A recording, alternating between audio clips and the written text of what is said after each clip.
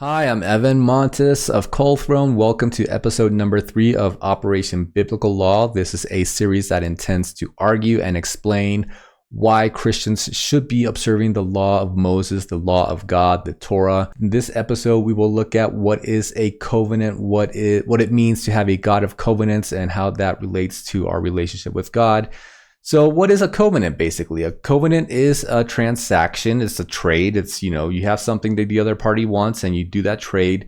It's basically a deal. And these covenants can be commercial, they can be social, they can be divine. A commercial covenant is just any business deal, really. You go to a convenience store, you have money. The convenience store has a pack of gum, for example.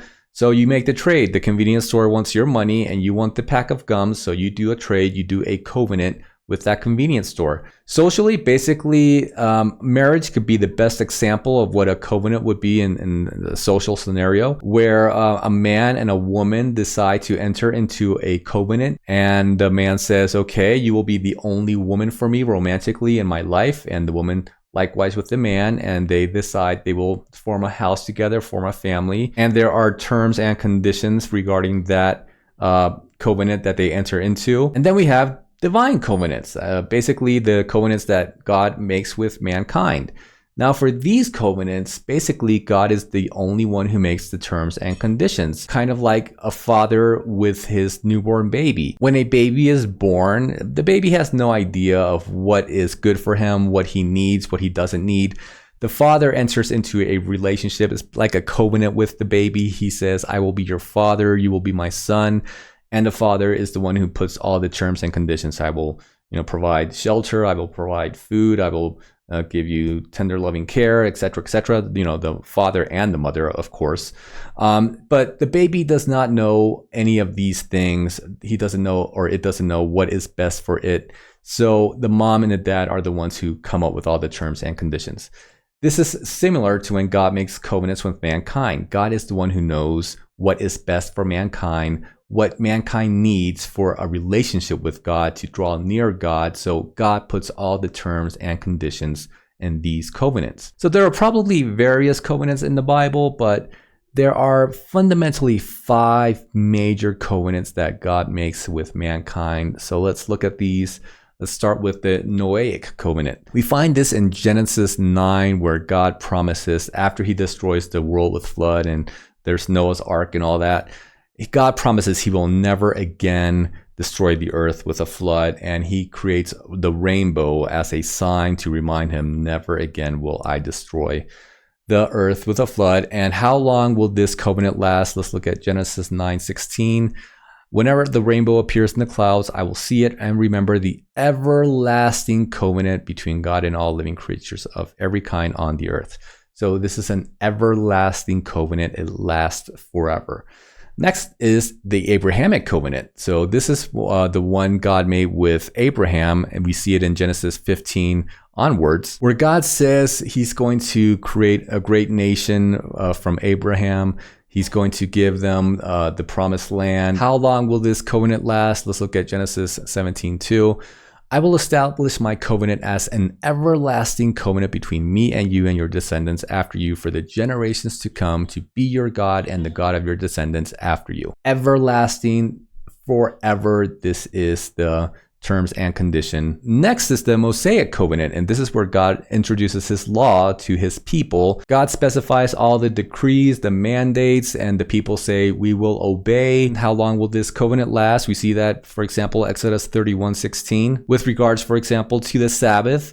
Observe the Sabbath, celebrating it for the generations to come as a lasting covenant. It will be a sign between me and the Israelites forever. So again, a lasting covenant. These are things that last forever. Deuteronomy 7:9 also states, know therefore that the Lord your God is God. He is the faithful God, keeping his covenant of love to 1,000 generations of those who love him and keep his commandments. And just like the previous covenants, this one is everlasting. This one does not annul the Mosaic covenant, which does not annul the Abrahamic covenant, which does not annul the Noahic covenant. None of these covenants annul one another. They don't replace one another. They're all perpetual. Next, we have the Davidic covenant. This is with regards to the lineage of the Messiah, where God enters into a covenant with David, telling him from his lineage would come the Messiah. We see this, for example, in 1 Chronicles 17.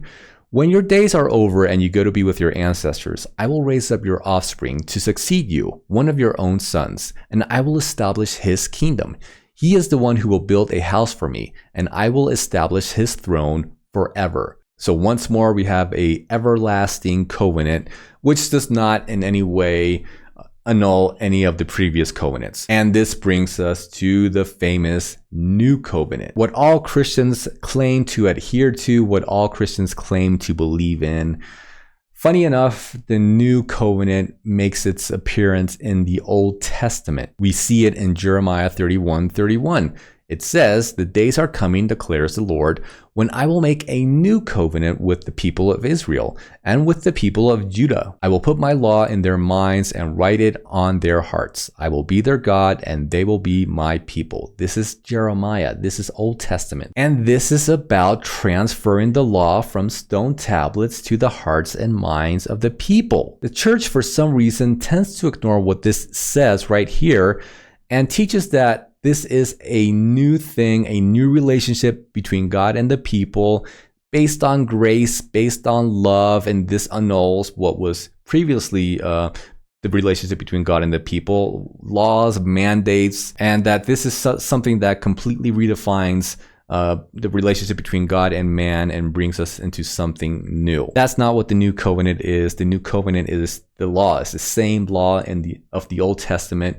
It's simply being transferred into the hearts and minds. What it means is just new format, a new location of the law. Again, no more in stone tablets. Now it's going to be in the hearts and the minds of the people. It's going to be something internal to the people. It's going to be something living inside the people. And this basically explains the so-called Last Supper, where Jesus is with his disciples. He's breaking bread. He's taking the wine and he's saying, "This is me. This is my body, this is my blood. Take it because you are believers in me." And what did the disciples do? What do we do in our churches? We take the bread, we take the wine, and we ingest it. So this is basically food items that the body is taking. And it's all a symbolism of us taking in the Word of God, because Jesus is the Word of God. He is the living Word of God. He is the Torah made flesh. He is also the bread and the wine. He is also this food.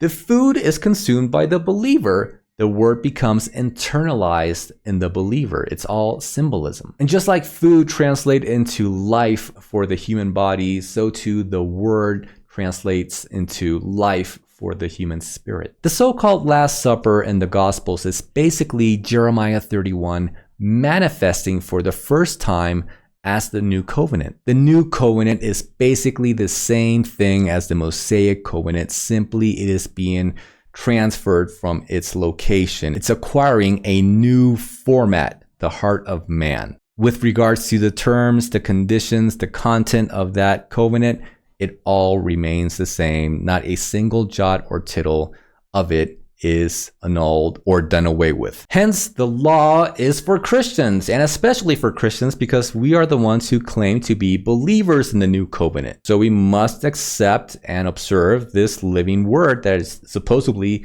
inside of us now. The law is not a curse. The law is not a burden. The law is a blessing, and God is waiting for us to enter into this blessing. And ignoring the law of God, ignoring this word, this covenant, results in disobedience, results in rebellion, results in errors that impede blessings and protection from God. Thank you for watching. I'll see you in the next episode.